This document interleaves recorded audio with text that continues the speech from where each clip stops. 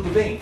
Vamos para a segunda parte então da nossa aula 3 de administração pública, que nós vamos continuar falando dos modelos teóricos de administração pública, tá certo?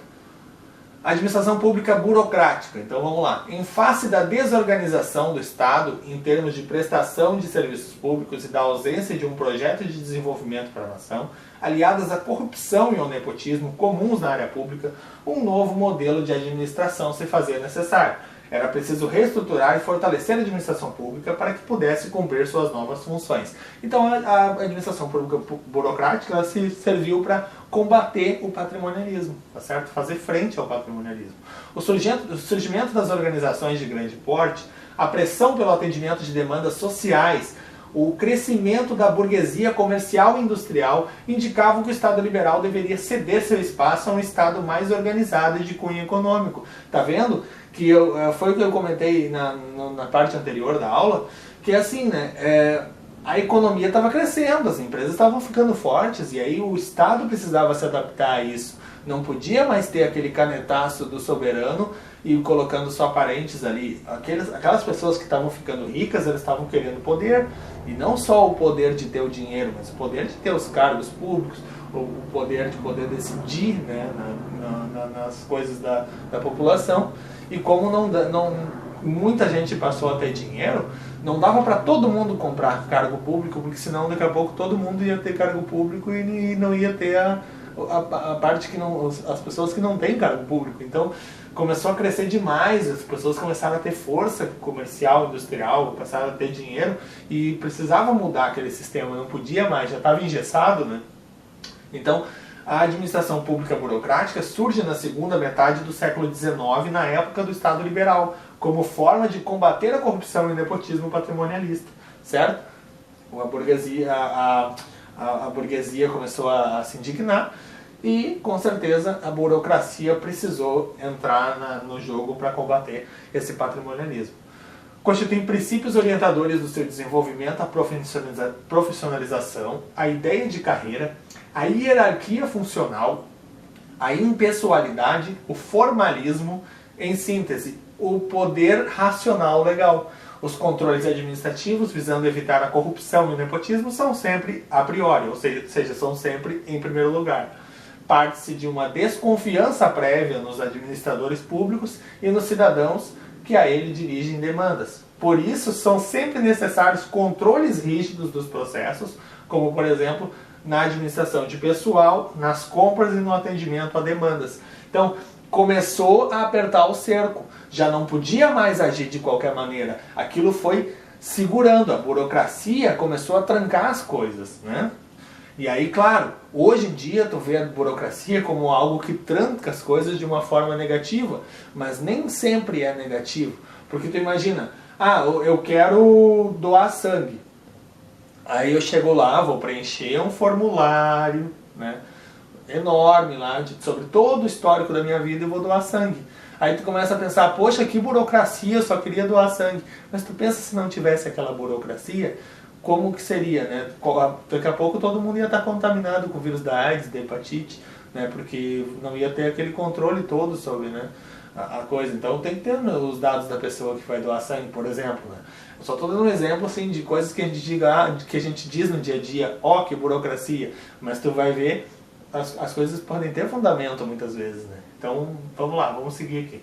A administração pública burocrática surgiu com a filosofia de combater as práticas patrimonialistas. Por outro lado, o controle, a garantia do poder do Estado, transforma-se na própria razão de ser do funcionário. Em consequência, o Estado volta-se para si mesmo, perdendo a noção de sua missão básica, que é servir a sociedade. A qualidade fundamental da administração pública burocrática é a efetividade no controle dos abusos. Seu defeito, a ineficiência, a autorreferência e a incapacidade de voltar-se para o serviço aos cidadãos. Então, o que acontece? É melhor com controle? É melhor preencher formulários enormes? É melhor organizar as coisas em carreira, organizar o serviço público em departamentos? Mas isso só causa coisas boas, só vem a trazer coisas boas? Não, porque aí tu engessa o sistema, Tu carimba aqui, aí leva no outro setor, carimba no outro setor, aí leva no outro setor, carimba no outro setor. Aí às vezes uma coisa que poderia ser simples acaba sendo engessada, sendo complicada, demorando 5 dias úteis. Só que acabou que, infelizmente, os bons começaram a pagar pelos ruins, porque aquela burocracia era necessária porque o troço estava a bangu, né? O troço estava de qualquer jeito, estava virado numa zona. Então, precisava ter uma organização, precisava ter alguma coisa. Eu acredito, assim, eu vejo uma visão pessoal minha até, que para combater o patrimonialismo, eles engessaram tudo, né? E aí depois vocês vão ver no sistema gerencial que aí dá uma liberada de novo, né? Mas com restrições burocráticas para o troço não voltar a ser o que era, né? Esse defeito, entretanto, não se revelou determinante na época do surgimento da administração pública burocrática, porque os serviços do Estado eram muito reduzidos. Nessa época, o Estado limitava-se a manter a ordem e administrar a justiça, a garantir os contratos e a propriedade. Então era tão pouquinha coisa que o Estado fazia que a administração burocrática era o melhor sistema. Só que no momento que o Estado começou a agregar mais e mais e mais e mais funções, aquele sistema burocrático começou a travar demais. Então aí é que começou depois a surgir outras teorias, né?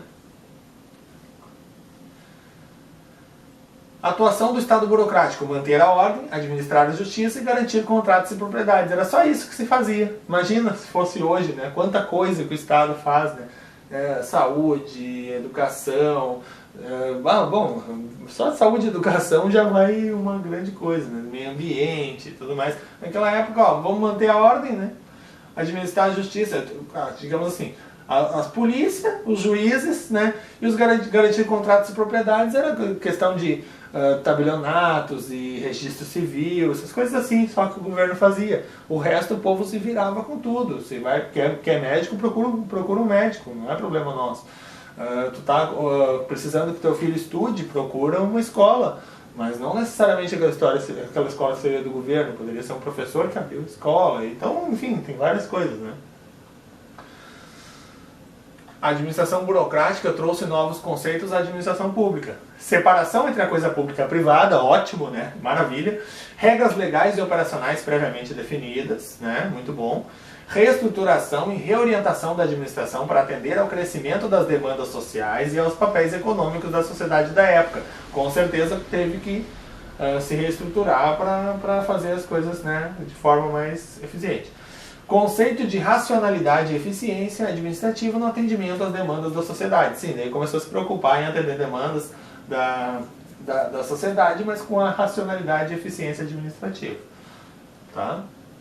A burocracia corresponde a uma instituição administrativa, pública ou privada, cujos pilares são o caráter legal das normas e procedimentos, a racionalidade, a formalidade, etc.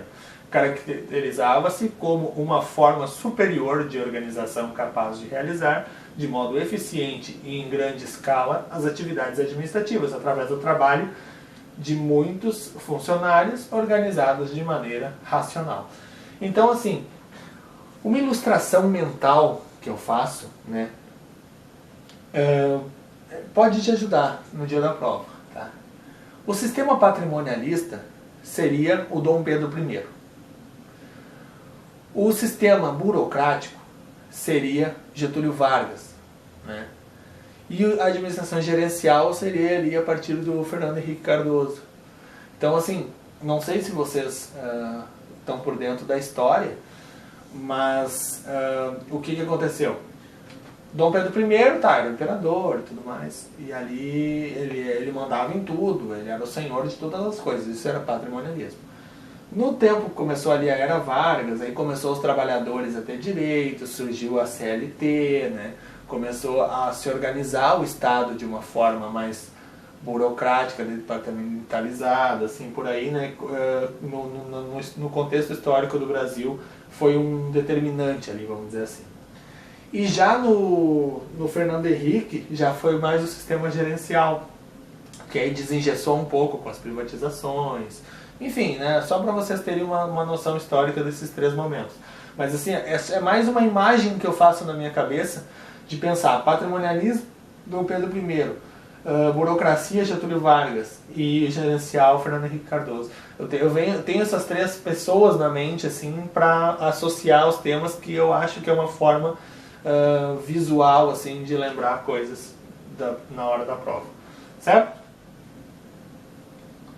É um tipo de organização que proporciona a profissionalização de seus funcionários, visto que se orienta pelos princípios da competência e da meritocracia, não se prestando a favores pessoais de indicação política, típico do patrimonialismo.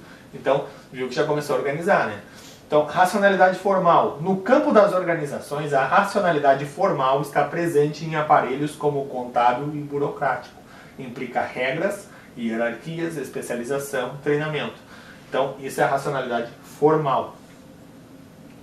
Racionalidade substantiva. A racionalidade substantiva é relativa ao conteúdo dos fins operacionais do sistema legal, econômico e administrativo. Difere da formal por ter uma lógica estabelecida em função dos objetivos e não dos processos, certo? Então, isso aqui já é mais focado com objetivos e não só com o processo em si, tá?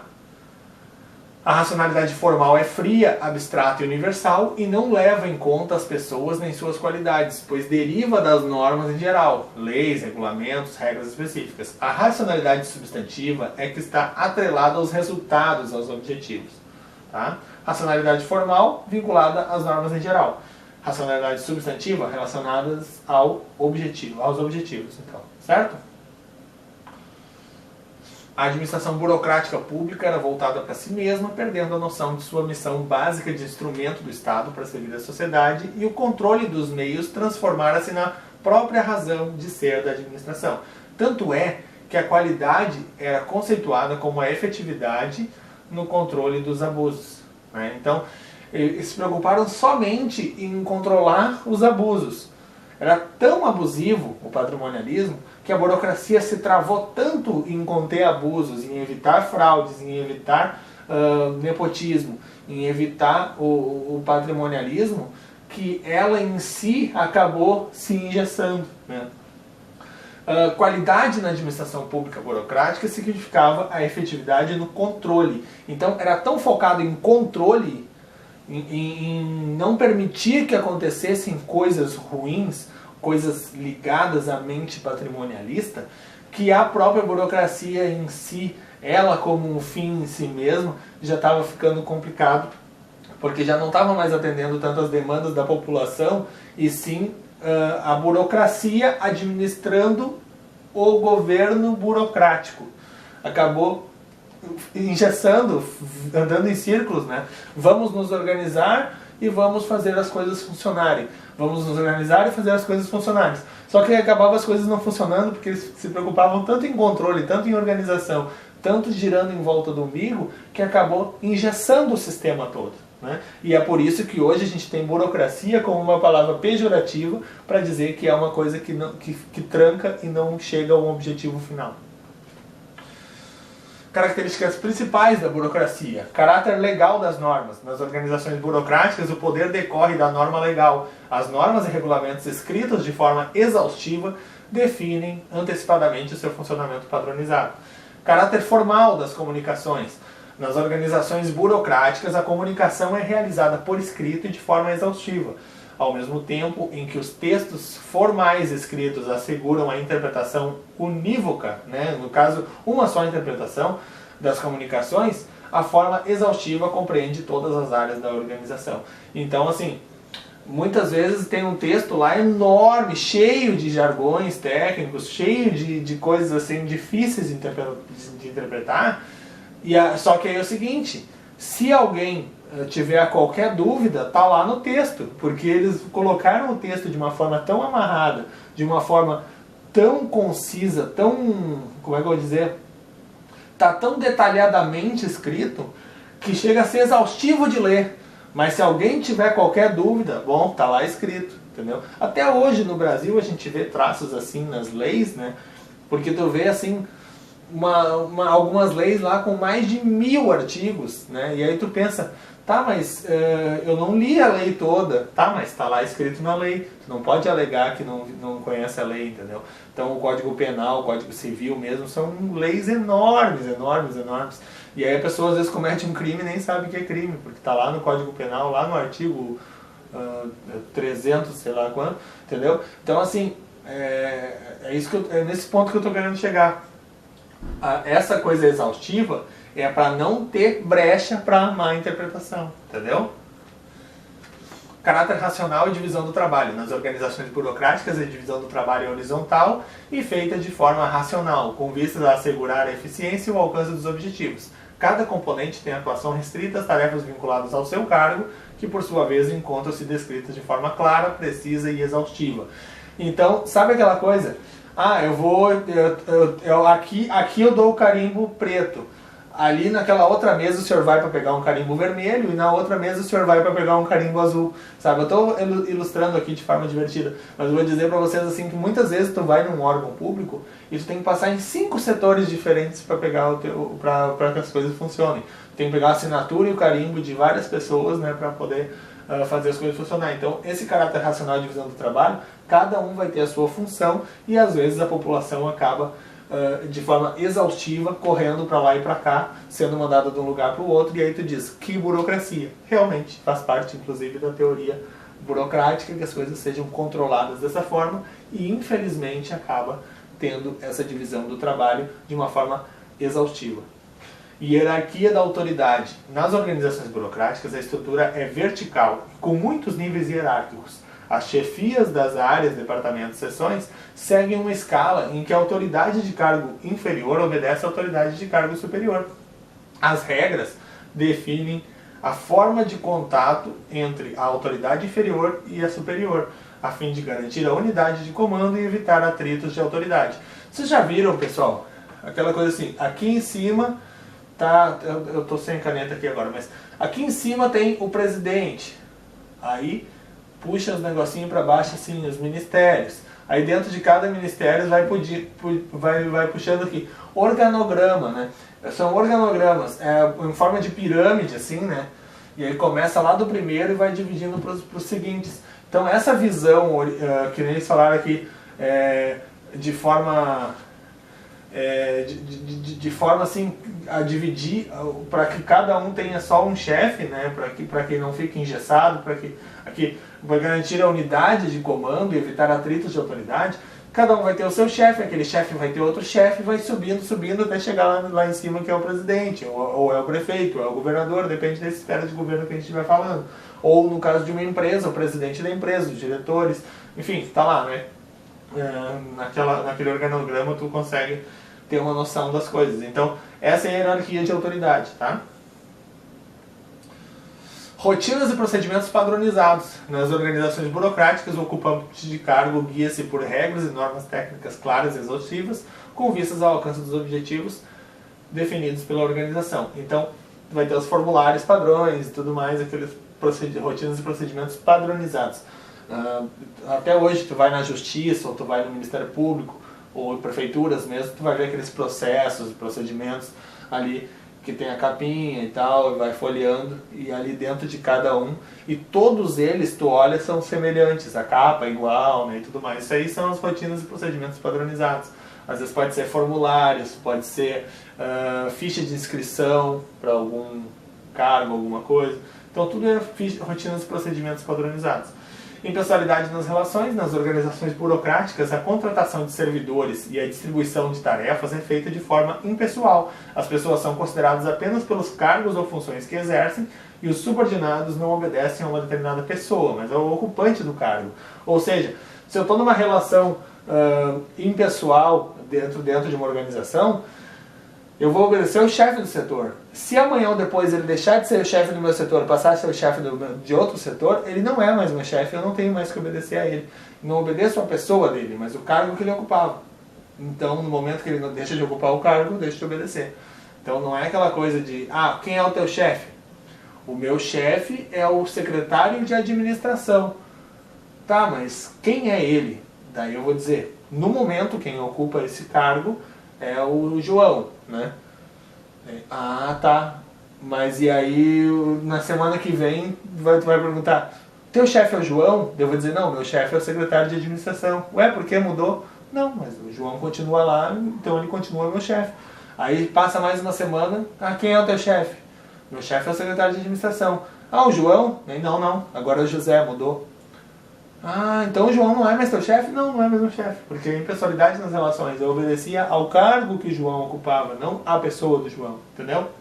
Os cargos não são vitalícios.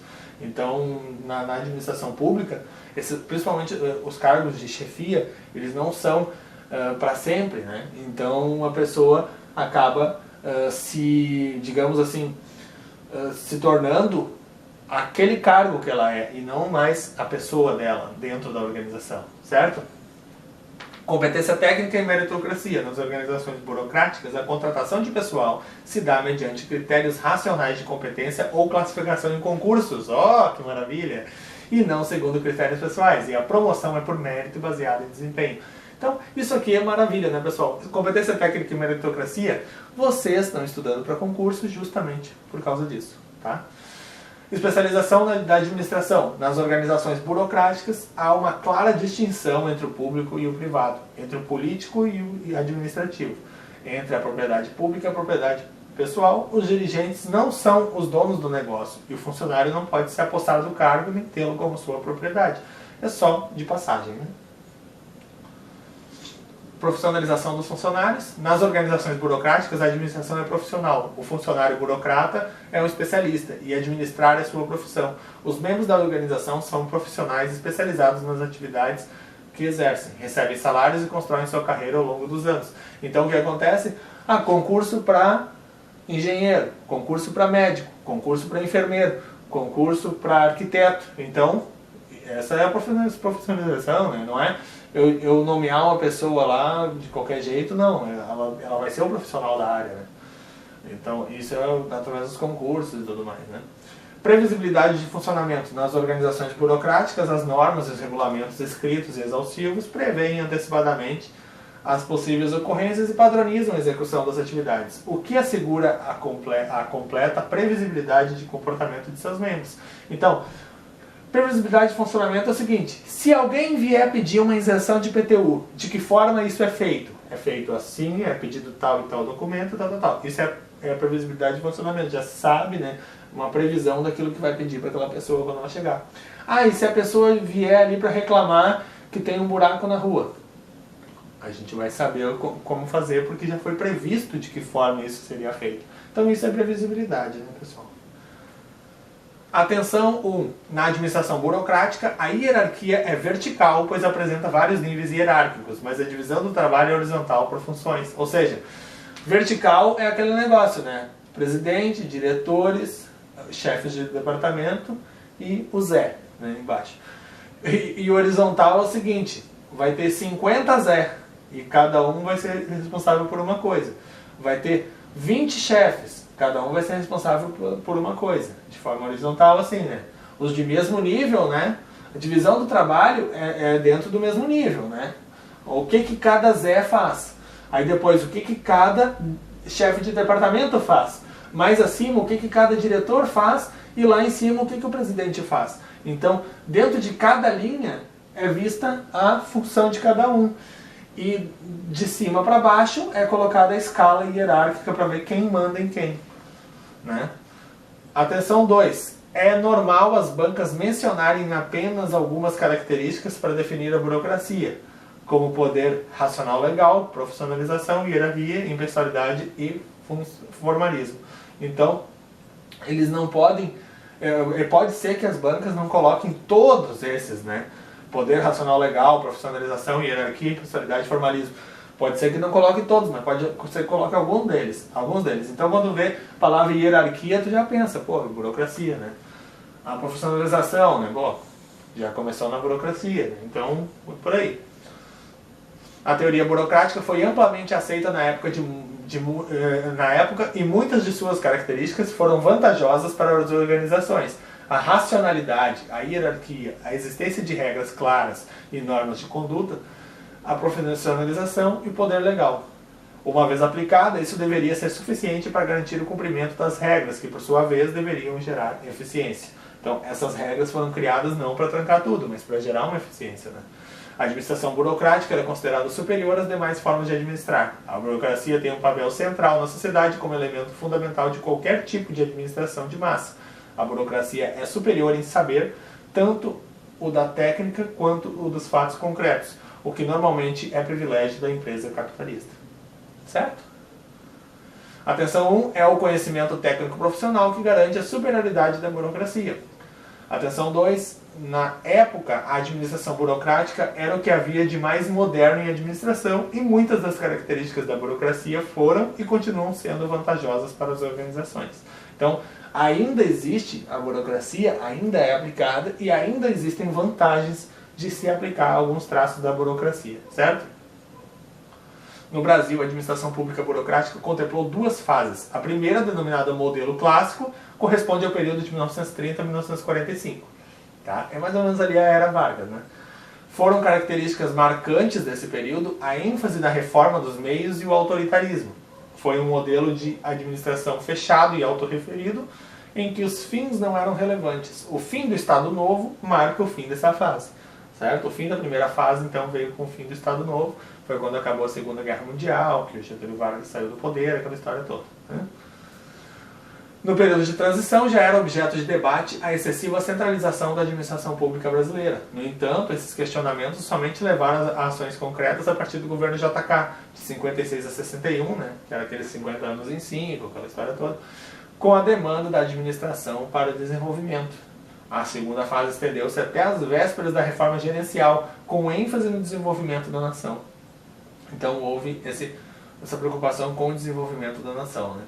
Atenção, a administração pública burocrática foi o primeiro modelo estruturado de administração pública no Brasil. O patrimonialismo ele não era estruturado, ele só simplesmente existia. Né? E a administração pública burocrática ela foi a primeira a ser estruturada de fato. Né? Então, a administração burocrática, repetindo, primeira fase de 1930 a 1945 e a segunda fase até a reforma gerencial. Certo? Não confunda a burocracia com as disfunções da burocracia. Burocracia é o modelo constituído por Weber para garantir a eficiência nas organizações e disfunções da burocracia não correspondem ao excesso de regras e regulamentos, ao amontoado de papelório, à rigidez dos procedimentos, ao descaso pelo cliente, cidadão e etc. Então, não confunda, tá, pessoal? A ideia da burocracia lá do Max Weber era boa, só que com o passar do tempo o negócio degringolou e aí começou a ficar muito engessado, começou a se pensar em novos sistemas, certo? É unânime entre os autores a ideia de que o projeto de desenvolvimento nacional somente foi implementado graças ao empenho e à competência da burocracia brasileira. Na medida em que as organizações burocráticas ganham importância e seus administradores se fortalecem, eles tendem a retirar parte do poder dos políticos, o que em termos de democracia poderia se tornar um grave problema. Certo? Dois termos ainda merecem destaque quanto à burocracia: insulamento burocrático e o engolfamento social. No primeiro caso, a burocracia esse insulamento burocrático, a burocracia se isola, se autoprotege e não permite influências políticas e sociais em suas decisões. A burocracia realiza seu trabalho técnico sem interferências. No segundo, que é o engolfamento social, né, a burocracia extrapola a sua área de atuação e adentra o mundo político e social. E aí começou a ficar, né, meio complicado.